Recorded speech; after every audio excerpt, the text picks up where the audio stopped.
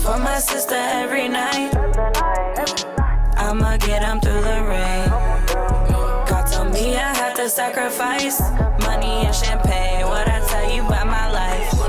Hey everybody, it's Legal Queen LA, and we are back again with another episode from the Royalty Room. I am super excited today because we have a very special guest who is another attorney friend of mine who's going to tell us about her life as an attorney, a woman, a minority woman attorney, as well as just entering into the sports agency realm. Let's go ahead and introduce Miss Jenin. Hi guys, my name is Jenna Norkel and I am an entertainment and business attorney, and I also just recently became an MBA agent. So we have so much to talk about. I kind of wanted to center this episode around the corporate world, especially the corporate law world, because as we've been working as attorneys for a couple of years now, what are you on? Like 5, 6, or Girl, year 6. so yeah, It's been a okay. while. So you're entering 6, I'm entering 4, and it has been a journey to say the least. And it's not easy for a lot of reasons. Obviously law school is really difficult. The bar exam is really difficult. The character and fitness test that most people don't know about is even more difficult. And then you add being a young person entering the industry, a woman, and a minority. And I feel like, there's kind of a lot against us in entering the world of the attorney. What do you think? Definitely, yeah. No, I definitely agree. You said 3 things, like the age, then being a woman, and being a minority. That's 3 things already. I feel like for me personally, it's definitely been a struggle as a minority woman. When I first entered the firm life, I worked at a big law firm. I would go to depositions or other law firms, and people would assume that I'm a secretary or a paralegal. So that was always like something interesting to kind of like just see, how people's perceptions play into it. It didn't really bother me, but it's just like we need to change this. Like we really need to work hard to change this narrative that minority women can't be in these fields. So yeah, that's my take on it. Absolutely. I definitely agree. Even going back to law school, I spoke about this on my last episode, trying to get into this world and like conform to and mold into what they want us to be. It got really difficult for me because we started, on campus interviews. I don't know if your school Oh did yeah, that. yeah. This one time I had a lot of interviews, and one of them in particular, I'll never forget. He sat across from the table from me in our law library, and I had my nails not this long because, back in the day we kept them short and cute, but they were bright ass pink. And he stared at my nails from the start of the interview to the end of the interview. And he was probably like 75 years old, white man on the coast of Florida, you know what I mean? And I still got a call back for a follow-up interview. I went to the firm, and it was back in my hometown, so it was like 2 hours away. And they put me into a couple of different rooms with a couple of different attorneys. Yeah. They wanted me to kind of do like mini interviews. Yeah. And there was this younger white male attorney, and I will also never forget how uncomfortable of a situation it was. He asked, oh, how many brothers and sisters do you have? Where are your parents from? Are they still together? Well, that's personal. Already a strange Yeah. line of questioning. But once he got enough information to gather and make like judgments about me, this man looked me dead in the face and said, how many baby daddies does your mom have? No, he didn't.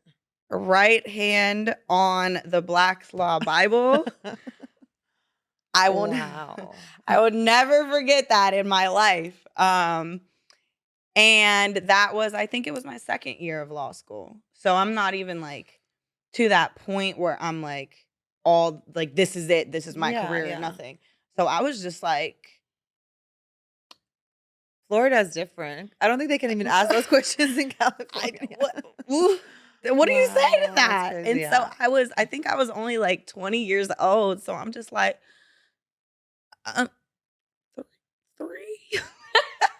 Which, like, I mean, come on, it's 2023. Probably back then it was like 2018, but still, I was so offended. And I went Yeah. home and I was just confused. I was so uncomfortable and I just felt so. I told my dad and he went off the handle. Mhm. You know, it kind of went back to school. Like, I'm going down there to Yeah. talk to the teacher right now.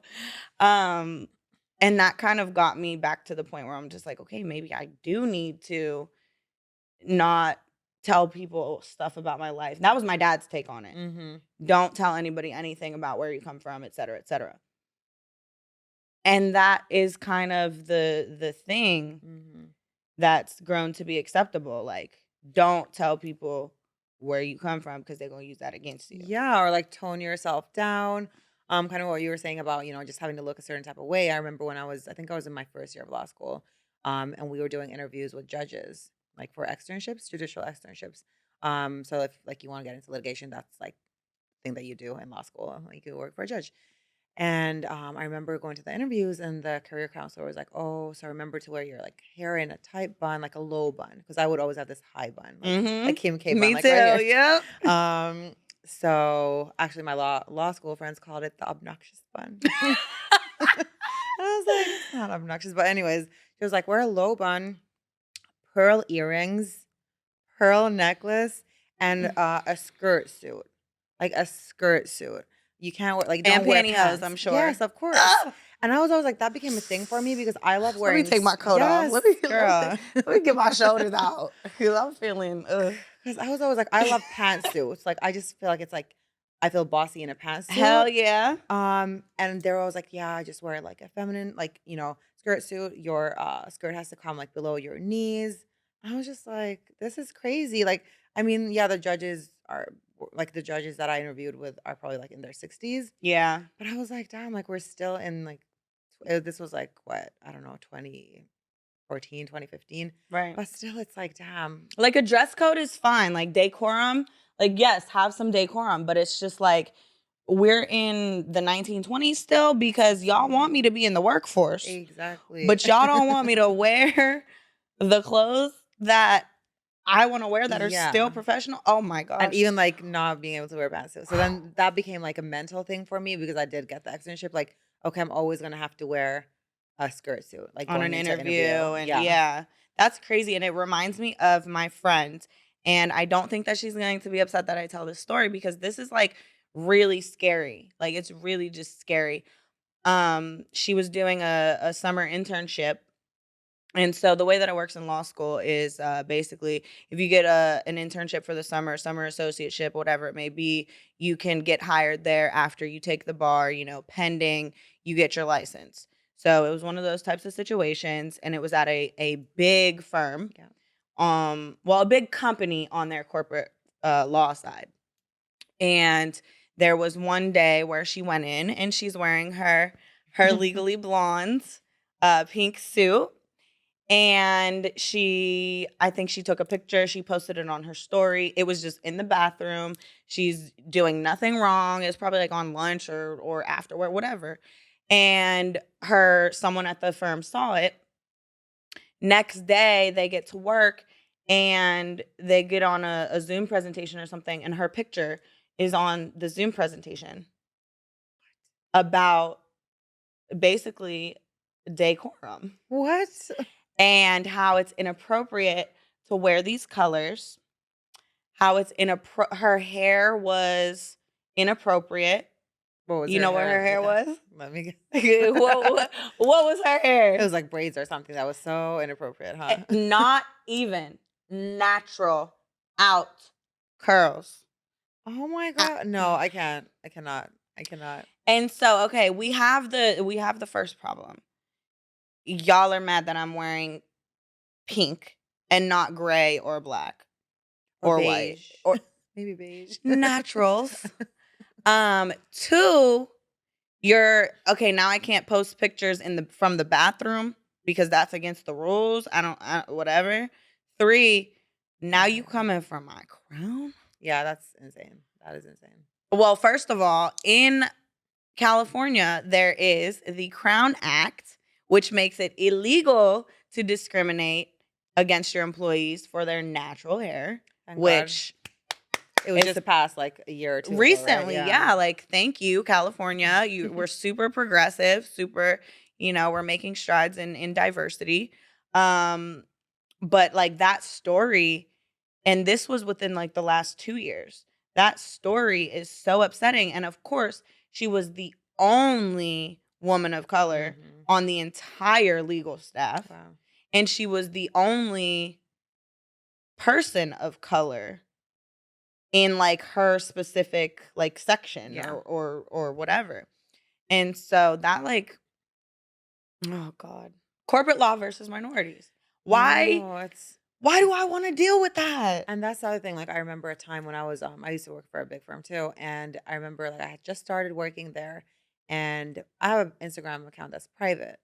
So one of my coworkers like she followed me or whatever, and then I remember I went to the Beyonce concert. Okay, you better go to see Beyonce.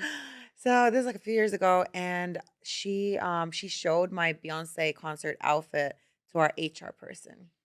I'm like, why would you show my private Instagram to our corporate manager? But okay. So then like that became a thing. Like, oh, she wore this to the Beyonce concert. And I'm like, Sounds this like is we're yeah, bothered that this is we like didn't get tickets. I know, exactly. And I was like Miami or somewhere for the weekend. But it was this thing like, oh, she travels on the weekends. Oh, this is what she's wearing outside of work. And I'm like, I'm a person. I'm a person outside of just being a lawyer. Like what?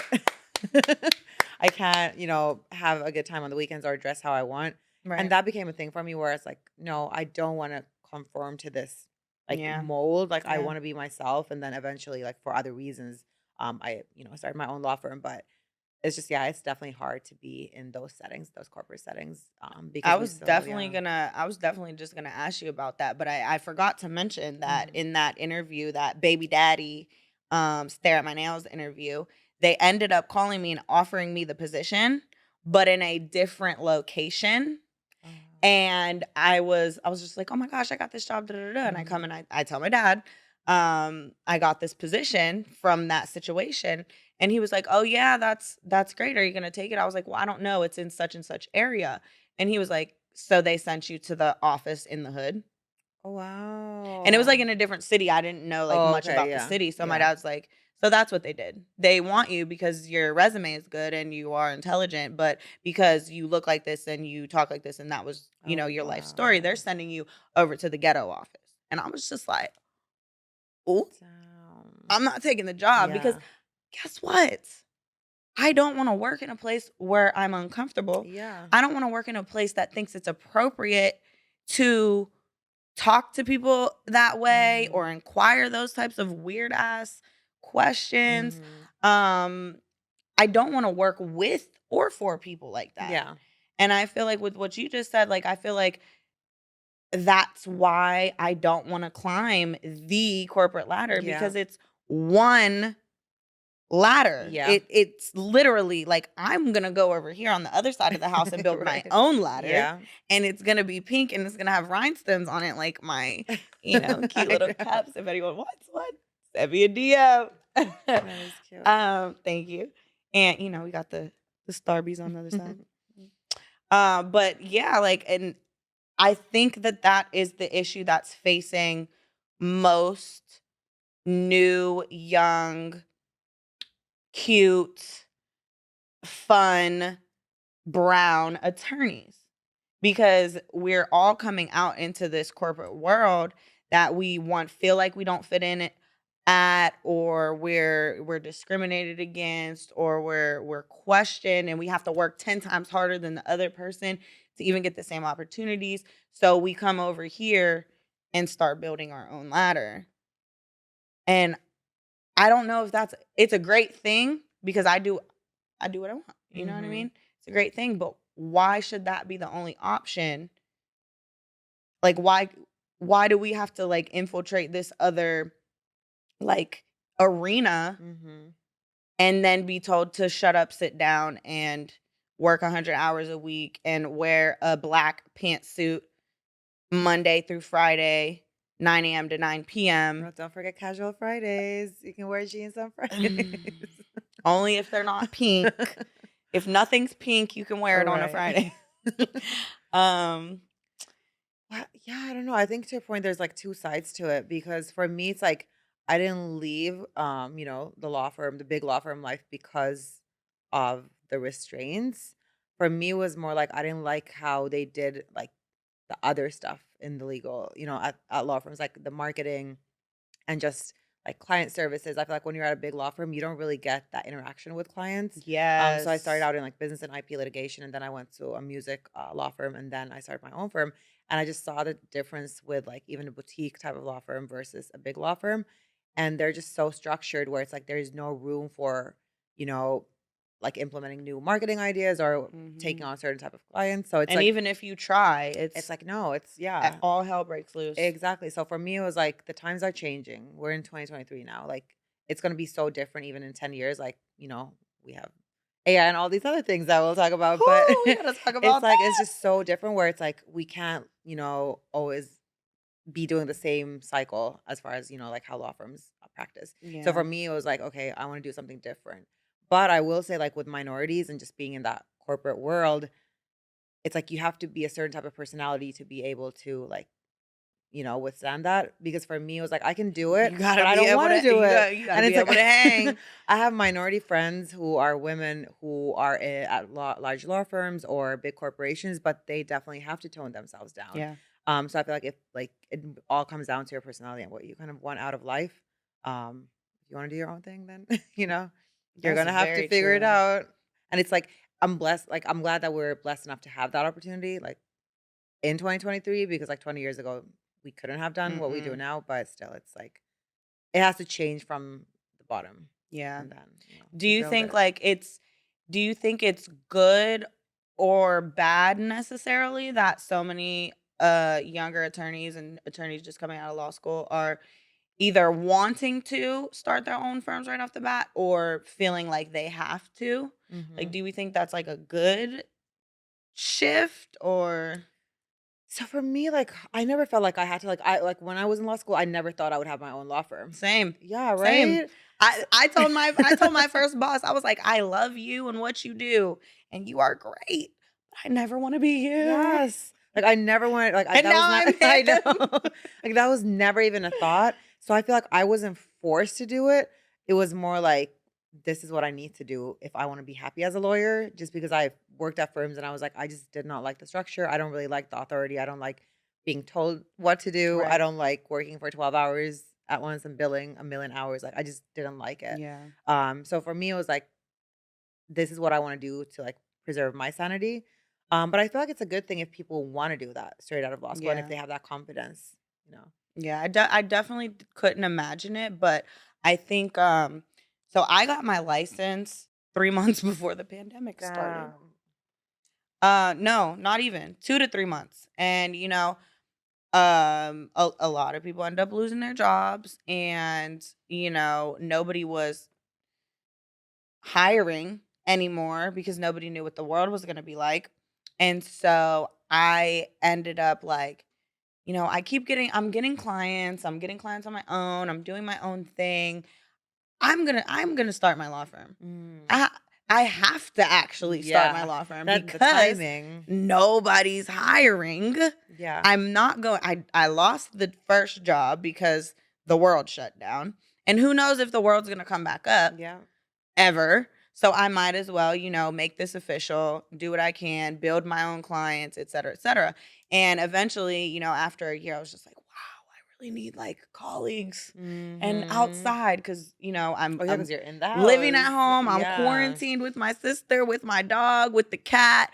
I'm by myself working. I'm working by myself. I'm going to do like everything was just so suffocating. I Mhm. had to get back out and Yeah. I went back to a firm and then I went to another firm and it wasn't until maybe August of last year where I was like, Mhm. "You know what? I'm going to fully invest in myself Mhm. because now I want to Yeah. have my own firm. The Now I time is right. want to do these things and really go hard for myself Mhm. with everything I've gathered, everything I've learned, and now I can do it. The pandemic obviously made it easier for everybody to work remote and Yeah. everybody to start their own businesses. Yeah. No, So definitely. that was great. So it's like the up with the down, the good with the bad. Like Mhm. it really sucked at first, but That's a crazy timing. Yeah. yeah, here we are. We talked about starting our own firms and stuff. And now you have just gotten your sports agency, MBA Yeah. agency license. Yes. So I wanted to talk about kind of like the entrance into becoming a lawyer, what that experience was like, versus the entrance to now into the agency world. What are the differences? What was the process like Yeah. comparatively? Well, becoming an attorney, as we go to law school. Well, we graduate college, and then we take the LSATs. I'm like Can't even blanking out. remember back It's been then. so long, 10 years. We take the LSATs, and then based on our scores and GPA, we apply to law school.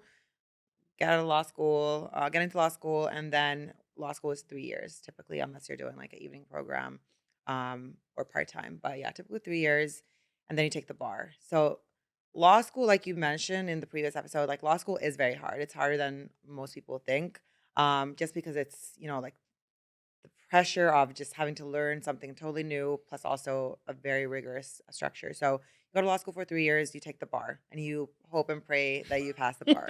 Because the bar, honestly, the hardest part of law school for me was the bar. Yeah. Like Oh law school, yeah. yeah, exams aren't fun, but the bar was like, It's oh messed my up God. because it's like you get to law school and you have to unlearn everything you ever learned to Exactly. study for law school exams. Yep. And then you get to the bar and you have to unlearn everything you learned for the law school exams to learn stuff for the bar. Exactly. So yeah, it was insane. But then yeah, once you pass the bar, you pass your moral character and fitness exam, you're finally an attorney, and it's the best feeling in the world because you've worked so hard. For to become an agent, it's much more simple. Thank God. Yeah, thank God, praise the Lord. Like for attorneys, I would say it's easier. Or then you have to have experience in the sports field. Okay. So if you don't have either, it's harder. I don't know if you have to take classes, but if you're an attorney, you automatically like surpass the Like the sports step field. one. Yeah. Okay. You don't have to have experience of working at an agency or in the sports, which is great. Good to know. Right. So yeah, so you have to take an exam. You file your application. It's like a 2 month window, 1 or 2 month window every year. So they do the exam only once a year. You submit your application, they do a background check, you pay the fees, and then you wait to see if you get to sit in the exam. You study for the exam. It's nothing like the bar, thank God. So it's definitely easier. But for someone like me who doesn't know that much about like the sports rules, like the NBA, like the agreements and all Mhm. that, it definitely was like a new language once again, where Yeah. it's like I had to learn a whole new topic. Um, but yeah, I studied and then I took the exam. It's an open book exam, but it is hard because you have to get like, I think it was like 84, 85%. So you pretty much have to get like almost everything right on the exam. How long do you have to study between getting accepted for the exam and the actual exam? I think Or how long can you study? I mean, I think you can study like, even before you submit, but I think it's about like 3 or 4 months, 3 months maybe in Okay. between. Yeah. So that's Or similar 2 months. to the bar prep study. That's like a 3+ month period as well. But I Um, guess you could start studying like at any time and then just submit the application. did they give you like here are the materials for our organization, or did you gather your own materials, your books and stuff? Yeah, so they give you the agreements. So basically like the MBPA and the CBA, which are the documents that you need to know, and the regulations, the rules, all that. But the exam isn't like only based on that. So basically it's like the concepts that you have to learn, but they provide a course. Um like there's a course that is provided Kind of like a by bar prep kind type of, of yeah, thing. like a bar, Okay. yeah, like a MBA agent exam bar Nice. course, or not prep course, and then you just study that. I didn't finish it all the way, but But it's okay because congratulations. Thank you, thank That's super you. exciting. I think you said it hasn't even been 2 months yet. So Yeah, I think this is my third month. cheers. Cheers. That's super So yeah, I'm exciting. very excited to move into the sports. So right now I'm like taking meetings and meeting with people and just kind of seeing how I want to, formulate the agency. Like, do I want to join an agency? Do I want to start my own? Do I want to join other people who are agents and Right. just trying to So figure it out? in that world, you can just as soon as you get your license, you're automatically an agent. You could be, a freelance Yep. agent. You Yep. don't okay. So that's a Um cool thing too, kind of like an attorney. I feel like I mean, for sports, I feel like it's less scary in a mhm. way. But yeah, you can, represent if you have a player ready, you can represent them on your own. You can join an agency, you can, partner with other agents. So I definitely like the options The that we have. freedom. Yeah. That's pretty cool. So if you had gotten your license and you had someone that was like just drafted to the NBA, it's your little cousin or Yep. or someone you grew up with, you could automatically like sign them as soon. That's so Yeah, exciting. it really is. And I think actually like Kyrie Irving, his stepmom is or was his agent. I love And that's that. cool. Like, okay, I'm gonna work with my family I member. So yeah. love it. Yes. So Hot. you're doing NBA. Do you have any plans or is it possible to work in all of the other professional organizations? Yeah, it is. So, I do plan on getting my NFL and NBA certification as well. It is kind of pricey though, because you have to pay 2,500 to apply, and then 2,500, um, 2,500 for each year, Oh depending wow. on how many That's the players you have. fees. Fees. They're actually Wow. in NBA. They're up to 7,500, depending on how many players you have. Yeah, but if So you're, if you have 5 players versus if you have 100 yeah. players, the fees go Yeah, up. but it's Okay. every year, and then, even also when you apply, you have to pay the Wow. fees. So it's if you have all 3, it is kind of pricey every year. And does your since your license for the NBA, does that also transition or transfer into the WNBA world? No, you have to apply for another certification. I think it's not as hard because it's also the MBA, but you have to, like, still Mm, file for another okay. certification. Well, that's Same with the NCAA. working in the legal field for a couple of years and now entering into the sports realm or the agency realm versus entertainment. What is, I guess, your favorite part about both or your least favorite part? Good question. With the legal side, I like the fact that I have, like, dope clients now because I get to kind of choose who I work with. I work with entertainers and creative people, so I enjoy my clients and kind of seeing what they're creating and just being a part of that. But as a lawyer, obviously, like the time management side and just dealing with Nonsense. all the nonsense, all the background stuff, all that. Yeah, it's probably still my least favorite. I'm excited about the sports side just because it's a little different as far as like the deals. Like when you're a lawyer, you have stuff constantly coming up. In the sports, it's like, okay, you negotiate the deal for however many years it is. And then, like once it's done, it's done. And then on top of that, you have like the NILs now and all the other marketing and brand stuff that you can work on. But I like the fact that it's like, okay, you work on this large contract, you want to get your client the best deal. But once it's done, it's in place for, quite some time. And then obviously, you try to work with your client and make sure that all their interests are protected, like overall, like during the season. But I just like the idea of like kind of being able to focus more on like a bigger picture and then Mhm. just kind of, managing it versus having like fires to put out on a daily Deadlines basis. and Yeah, rules and everything else. exactly. You mentioned NILs. Hmm. Can you explain a little bit about what that means? Yeah, so that's the name, image, and likeness agreement. So basically, if you've seen like, all these athletes getting bigger brand deals, so Mhm. college athletes now can actually get paid, to endorse brands. How do you feel about that? I like it. I love it for them, Mhm. honestly, because I just feel like it was not great that they had to wait so long, to be in the NBA to be actually making great money. So I Right. really like the fact that college athletes can get paid. I feel like college sports, like, is almost more, like, more invested into in, like, people's time.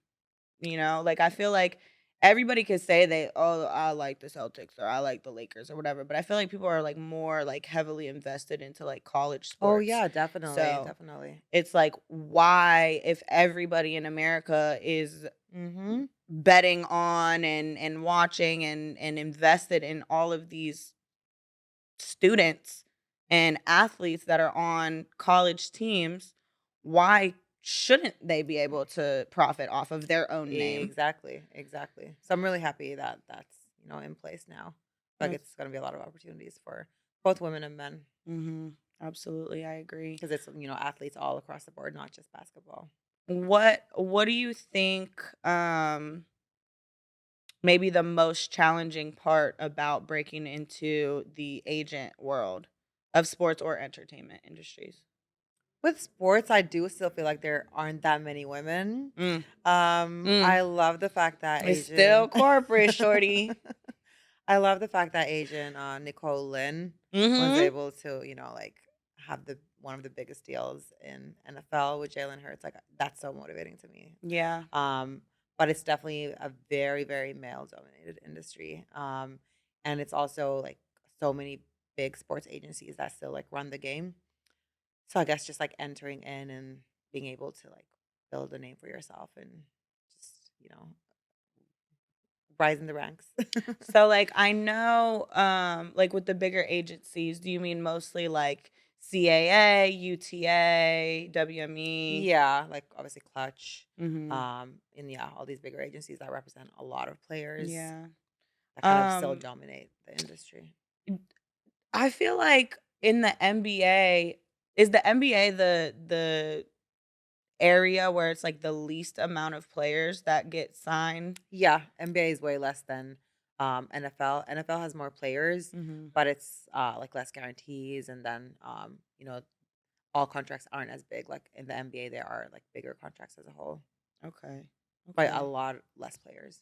And what would you say, I guess, for anyone who wanted to get into um the legal field or that wants to transition over into the agency field or just go straight into agency? I think kind of it depends what you want to do. Like if you're set on sports, I would say just go the agency route. I have a lot of like homeboys from law school who became lawyers and then now they're agents. Mhm. But they kind of they always knew that they wanted to do sports. So I guess being a lawyer gives you the advantage of being able to negotiate and look at contracts.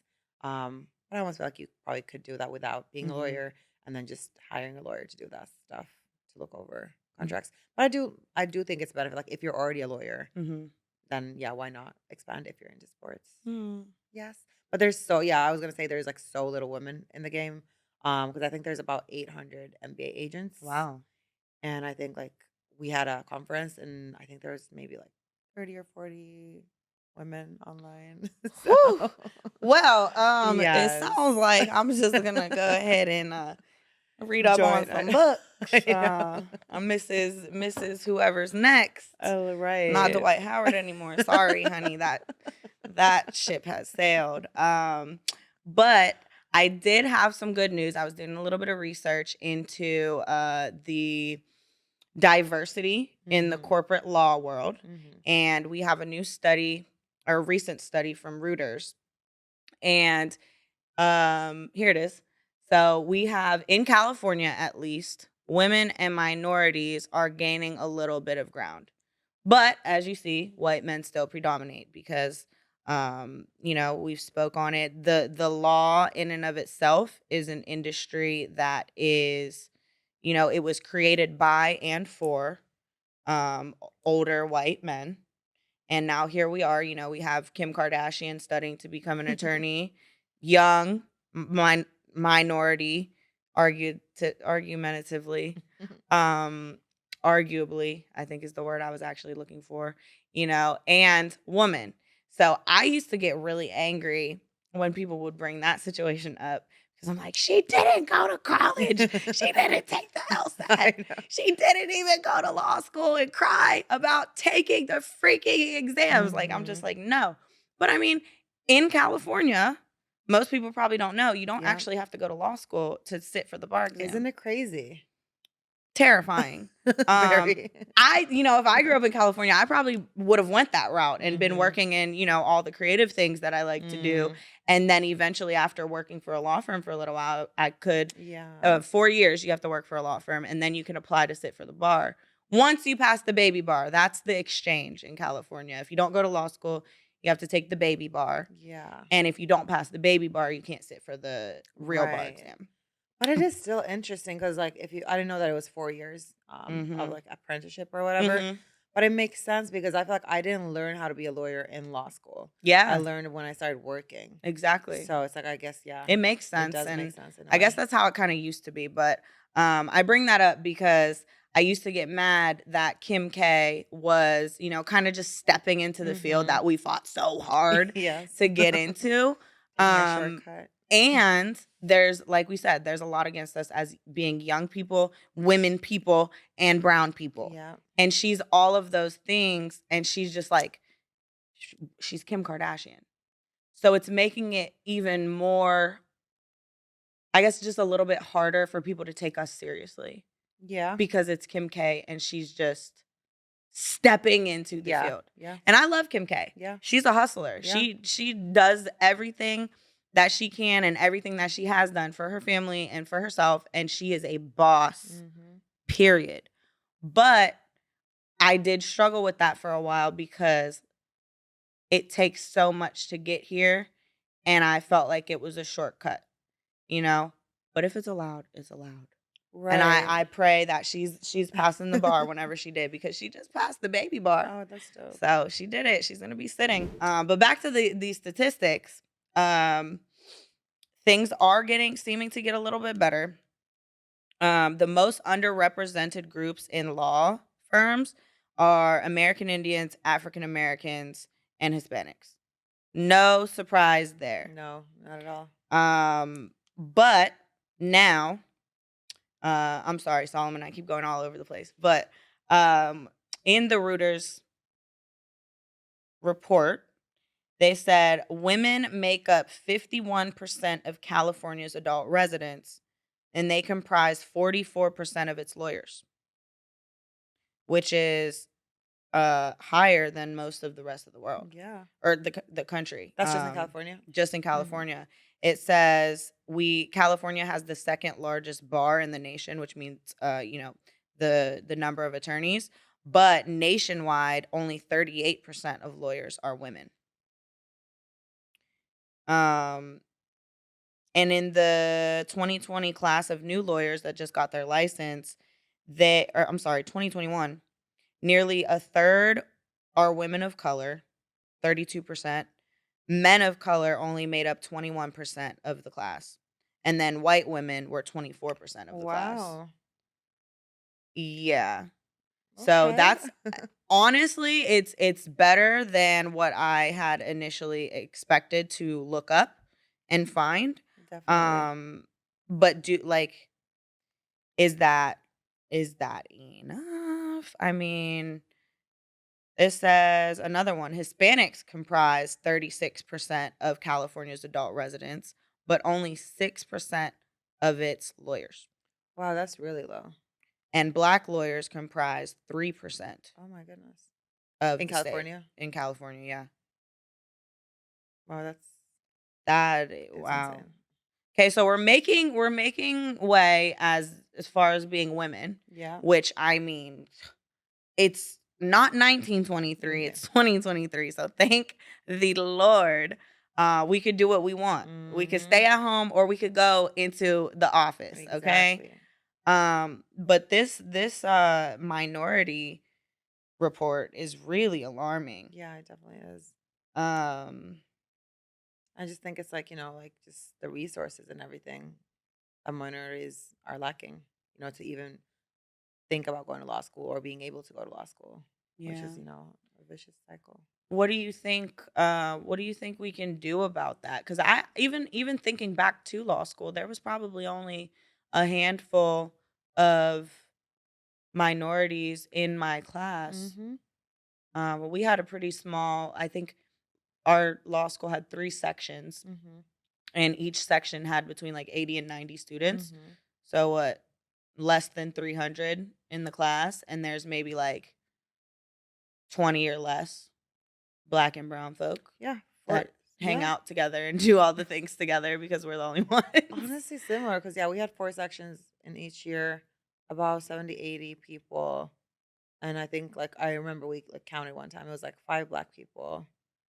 Yeah. in one section, and then maybe like 5 Hispanic hmm people. So yeah, like And it 10. was interesting because in mine, like, in law school, most people also don't know, like, you don't pick your classes Mm-hmm. the first year or maybe the first two, depending where you went. Mm-hmm. And so the entire year, it's like high school, you're in the same Oh yeah, classes with the same people for 4 or 5 classes yeah, all year round. And it's just like, I mean, maybe I like y'all, but like, damn, can I breathe over here without yeah. y'all knowing what I ate for lunch? Oh my god, yeah. The whole past of the week, like, it was overwhelming to me. But, of course, we become a family after a Yeah. year, et cetera, et cetera. But in the classes, I can picture it in my head. There was always like this center chunk of the class. It was all the minority students just Really? in this little box in the middle of the class. And, obviously we're all intelligent, we're all smart, we're all, great. But I remember this one day I was sitting in class and the guy next to me, I'll never forget this, and I know my friends when they watch this, they're gonna know exactly what I was talking about, the exact time, because I used to be a hothead. I used to be very angry and very just in your face. I've calmed down a lot in my second half of my 20s. But he was like, "Oh, what did they have for lunch today?" And I was like, "Oh, tacos." Like I brought out my plate. I was like, "Oh, I got tacos." He was like, "Oh yeah, Mexicans love tacos." And I was like, The hell? "First of all, I'm not Mexican." But I anyways, and then I go about talking to my friend, ignoring him completely, go about talking to my friend, and we just started talking about something random, like maybe like taking a nap when we got home or something. And then he was like, "Yeah, um, Spanish people love taking naps." And I'm like, "What are you saying, bro?" What Like, what race was he? he was pink. He was pink. Because you're His Jack. face was pink, okay? And it turned into, because first he said Mexican, and I'm like, "I am not Mexican." He was like, "Oh, so you're from Spain." What? I'm sorry. How did you get in That's so here? Why ignorant. did they let you in here? Right. Go, So like, ignorant. and it makes me mad because, like, even I grew up in Florida. Mhm. I went to college and law school in Florida, and like Florida is a very diverse place. I feel like Mhm. California is mostly made up of Mexican and Asian cultures, and then you have, of course, white and black, but the black community is so much like smaller Mhm. because California used to be a part of Mexico, you know what I Mhm. mean? So, but in Florida, you have every country. You have all of the Spanish islands, all of the Caribbean islands, all of, Central America, all of Miami Mhm. is basically from a different country. So I feel like it's very much more diverse there Mhm. in terms of representation, but even in Florida, that's the conversation that I get That to is have in law school. insane. Yeah, that's insane. Especially in like law school, like people usually aren't that ignorant. Yeah, yeah. I didn't know that we were going to be talking about law school this much, Yeah. but it was clearly a triggering I experience know. for me. There was also in my last year like this big like racial scandal where this kid who he had always like caused a problem, but every year like he kind of like finagled his way out of it, Mhm. of course. That Mm. whatever. But he dressed up as OJ Simpson for Halloween, and his girlfriend dressed up as Nicole. What? Did he have blackface? What was it? So I wasn't at the Halloween party, so I can neither confirm nor deny because I don't remember, Mhm. and I'm not going to make up lies. But the costume was the costume. He had the glove, he had the football. He was OJ, she was Nicole. They posted it on Instagram, posing and cute, and she was all like supposed to be dead. Uh, And they go to the Halloween social because my law school, I don't really know what it's like at other places, but my law school very much felt like high school, like a small community. mhm. So we would always have these socials, and he, he was just belligerent, and Mhm. she was belligerent, and my girlfriends were there, and they got into a fight over the costume situation, Mhm. and it turned into a racial fight. N-words were thrown, all of these types of things, and glasses were even Oh, thrown. Like, wow. again, I wasn't there. This situation went on for like the entire rest of the semester because it was just such a big Wow. ordeal and no action was taken. It's a Mhm. law school function. People are offended, they're Yeah, taken yeah. aback, and then um there it just got so out of hand, and a bunch of people who weren't those two got in trouble for the reaction Mhm. and for the continued Mm. conversation and for the confrontation, Mhm. but they didn't get in trouble Oh, wow. for what they actually portrayed and the way that the fight, broke out and the Mhm. things that were said and done. So it's just like it's just never been very much of a safe environment, I feel like. And it's very unfortunate because um I also think a lot of people getting into like law school and med school and those things now are people that maybe in their families were the first Yeah, definitely. generationally, were first generation in America, maybe, first professional degree of the family. Like, so it's just upsetting. It's a shame, yeah. It It's definitely is.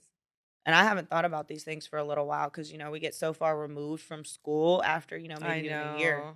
I feel like I've been out of school for like Forever. decades now. But the last thing I wanted to mention before I let you go is the craziness of AI, artificial Ooh. intelligence. What is that What are your thoughts? Where are we going in these careers? Are they gonna take over our jobs? No, not yet. I'm Not cool. yet, I'm not cool with yet. them taking over the self checkouts. I'm cool with them taking Right. over the Wendy's line because they need to get a little bit faster. But now they're coming for us.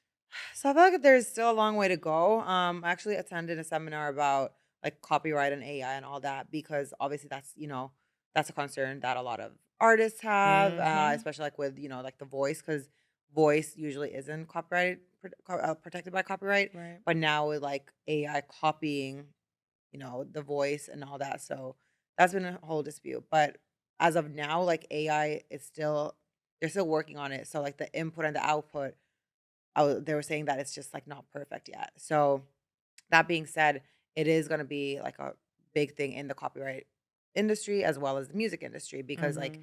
they're going to have to figure out licensing and just protection in general and like making agreements with these AI companies as far as like what they can do and what they can't do.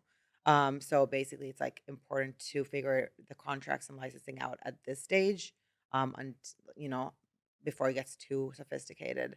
Um, but with AI and like our jobs, I think it's a long way to go. I don't know if you heard about the lawsuit in New York. So basically, there was a federal case where the lawyer submitted a filing with a case law that like Chat GPT had found, but they were fake cases. So I'm like, What? how did you not even like check this? Oh, And I just feel like Chat GPT is great for, finding out information and preparing for certain things, but I'm it's writing just song but lyrics. yeah, for example. But with like legal, you can't really use that like in the legal field yet. Yeah. I've tried a couple things just to see how it works.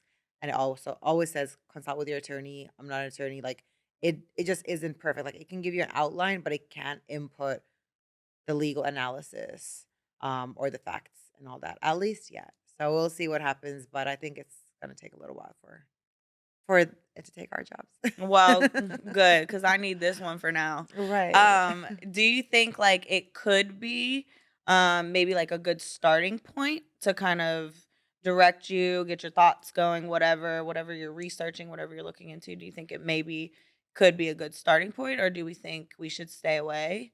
Or I feel like it can give you a good outline, but that's kind of it. Like to me, it's not like good enough where it's providing, stuff that I can use. right? I haven't tried the legal softwares, the legal AI softwares. I heard there's like some type of I didn't even know that that was a yeah, thing some yet. type of like contract template thing. But even with that, like Oh, from what I've seen, they're just never like foolproof. Because even when I tell clients like just finding some random template online and just inputting stuff, it Mhm. typically isn't great. It typically isn't protecting you how Yeah, it would of if a lawyer course. did it. So it's just I don't feel like people should jump on it just quite yet. Okay. Okay. Last, let me ask you this last question. Um, as far as, and this is just a free for all, as far as like creatives, do you think that the AI is going to be beneficial as far as, like brainstorming or scripts or captions and different things like that outside of the legal realm? I do think that creatively, just because I know that screenwriters, they can kind of input their ideas and get a really good outline. Like I was talking to someone who did that.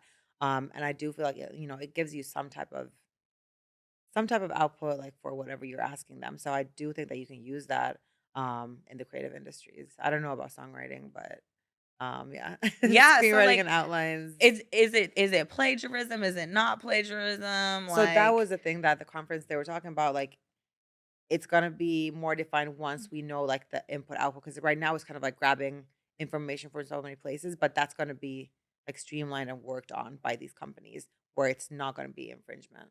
did So they address like how in school we would find someone's paper yep, online or like copy someone something from the last class last year? What do you is that plagiarism if we're doing our homework questions with Chat GPT or something of the sort? it can be. It depends. Like it was like they were saying like it's so many gray areas right now because like the whole like input of the information into the AI Yeah, and it's like, is how would you still even know? all over the place. Like that's the thing. Like it hasn't been like structured yet. How would they know? How will they know? How would they I know? know they won't know. Oh, they're But never it gonna is know. but it is scary though in a way to just like think about where we're going, like where we're going to be in the next 5 years, Okay, I just as a lied. This is the last society. question. You think technology is going to destroy the world?